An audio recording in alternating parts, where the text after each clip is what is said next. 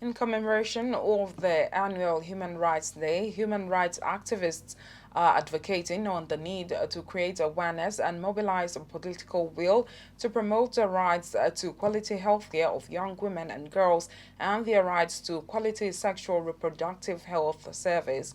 The Community of Action facilitator who will lead Fisayo Oyemi addressed this among authors other top burning issues during a one-day symposium organized in the nation's capital on Monday. Clearview TV's Florence Joshua was there and now reports. Every 10th of December is celebrated globally as the National Human Rights Day. So this year's celebration is centered on dignity, freedom, and justice for all. On this premise, facilitator Community of Actions will lead Fisayo Oyemi speaks on the sexual reproductive health of young girls and women in Nigeria and therefore calls for more action from the necessary quarters. In Nigeria, there is a growing concern that sexual experience of many young women and girls occur without adequate information on contraception, consent, and other rights, and it makes them vulnerable to abuse and violations of their rights.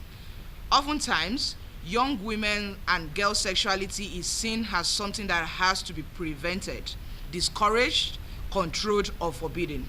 As a result, many young women and girls face stigma, barriers to access information, education, and sexual reproductive health and rights services that are adequate, comprehensive, and free of prejudice.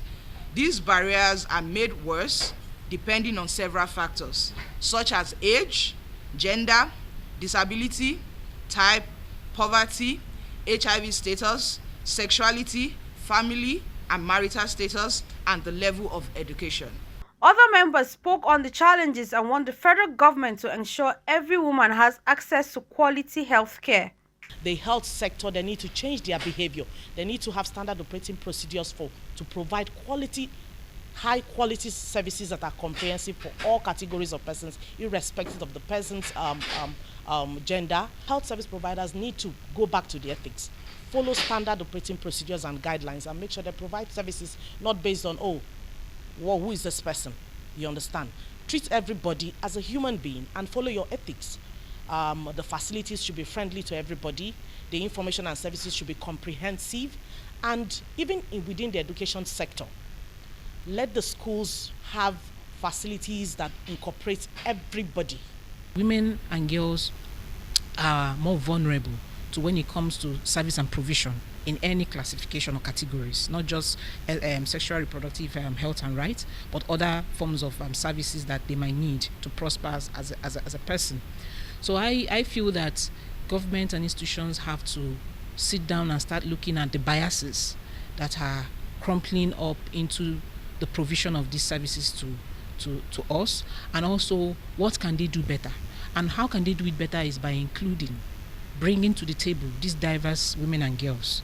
We Lead program is implemented by a community of action made up of 11 organizations with an aim of enhancing young women's sexual and reproductive health and rights.